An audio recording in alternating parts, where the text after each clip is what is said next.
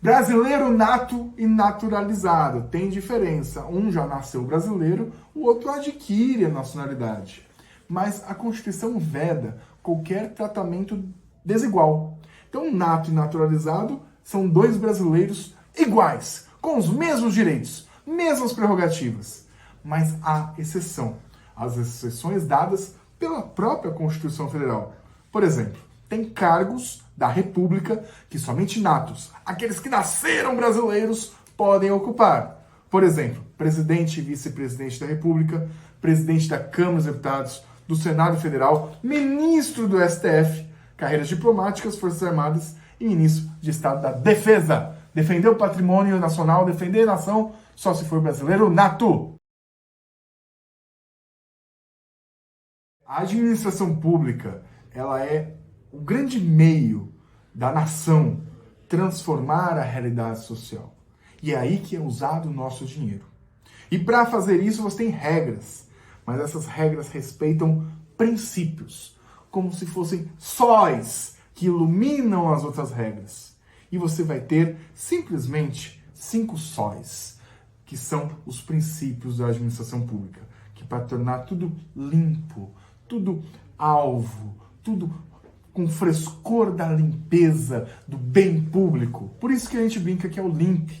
Legalidade, impessoalidade, moralidade, publicidade e eficiência. Os princípios que iluminam a nossa administração pública. Estado de defesa e estado de sítio são parecidos, mas não são a mesma coisa. De verdade, são dois estados de anormalidade institucional, anormalidade da vida. Então você precisa, quando tem coisas anormais, ter um instituto jurídico também anormal, também diferenciado. Só que o estado de defesa e estado de sítio tem várias mudanças. Mas para você entender a grande diferença, defesa tem alguma iminente instabilidade, tem alguma calamidade, precisa se defender. Mas ainda dá para defender. Mas quando o negócio deu ruim, quando o negócio tá com problema, tipo cidade sitiada, Brasil sitiado, quer dizer que nem defender tá, agora vai ter que fazer coisa mais grave. Então não dá para ser só defesa, tem que ser mais forte. Estamos sitiados, vamos fazer o estado de sítio.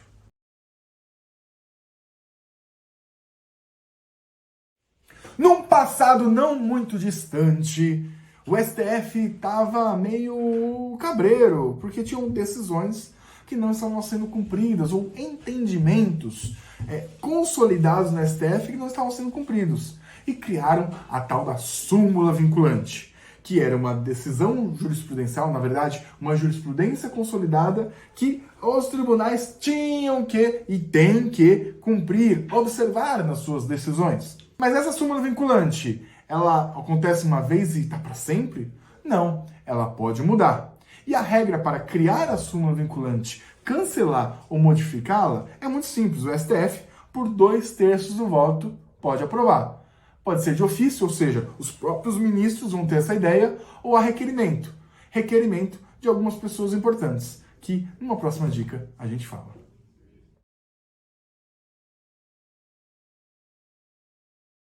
A Constituição Federal estabelece princípios para a ordem econômica e financeira. Ou seja, ela quer, de alguma maneira, ordenar a economia. E um princípio importante é a livre concorrência. A Constituição quer que todas as empresas possam concorrer de maneira livre e até com igualdade de condições no mercado. Por isso ela protege a concorrência. Mas há uma exceção que a própria Constituição diz.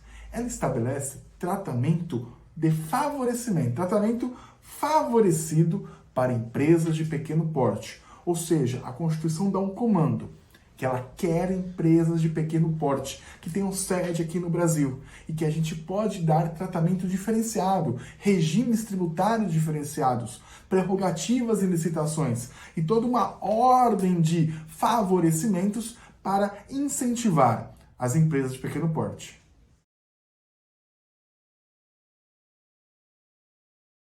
O Ministério Público é muito importante. Ele é o fiscal da ordem jurídica. E você tem o Ministério Público da União e o Ministério Público dos Estados. O da União ele é chefiado pelo Procurador-Geral da República, que é nomeado pelo presidente da República. Para virar o PGR, tem que ser um procurador da República, ou seja, da carreira, mais de 35 anos, e tem que ter sido aprovado pela maioria absoluta do Senado Federal. Aí o presidente nomeia o Procurador-Geral da República, que vai ter mandato de 2 anos, permitida a recondução.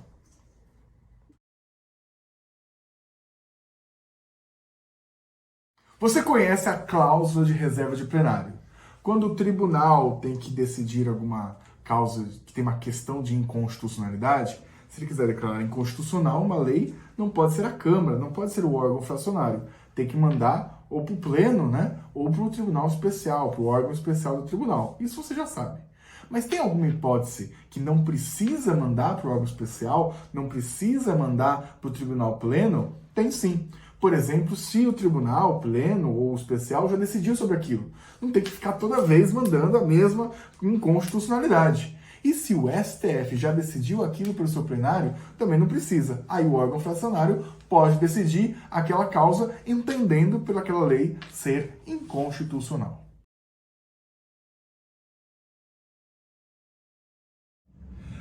Valei-me, minha Nossa Senhora! Talvez em alguns momentos de absoluto sufoco você já pensou sobre isso se você for religioso, for religiosa. No direito constitucional processual, nós temos um valei-me Nossa Senhora, que é a ADPF, Arguição de Descumprimento de Preceito Fundamental.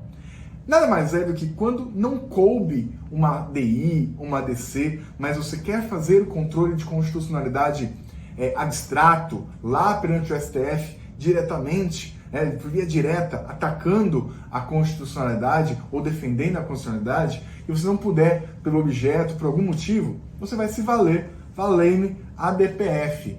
Por exemplo, leis municipais, por exemplo, leis anteriores à Constituição, você vai poder usar a arguição de descumprimento de preceito fundamental.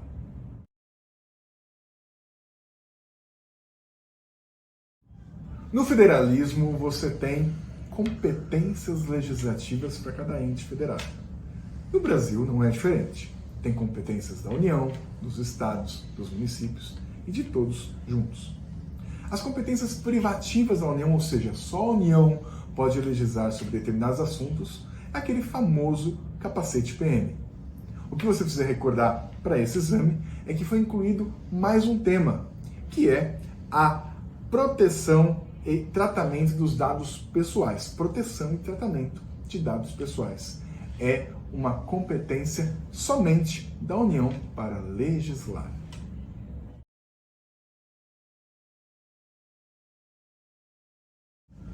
Processo legislativo é um assunto que cai muito na prova da OAB. E uma das espécies legislativas muito cobrada é a medida provisória. Eu te sugiro que faça uma leitura, sim, do artigo 62 da Constituição Federal. Mas vamos lembrar rapidamente, como dica, que a medida provisória ela tem força de lei. Não é lei, ela é força de lei. É um ato do presidente da República que faz isso com força de lei nos casos de relevância e urgência. É muito importante, é muito urgente, não dá tempo de fazer uma lei, vamos editar a medida provisória com força de lei. É submetido imediatamente ao Congresso Nacional, afastar ou confirmar, tem eficácia de 60 mais 60 e tem vedações. Procure lá na CF ou pergunta para mim.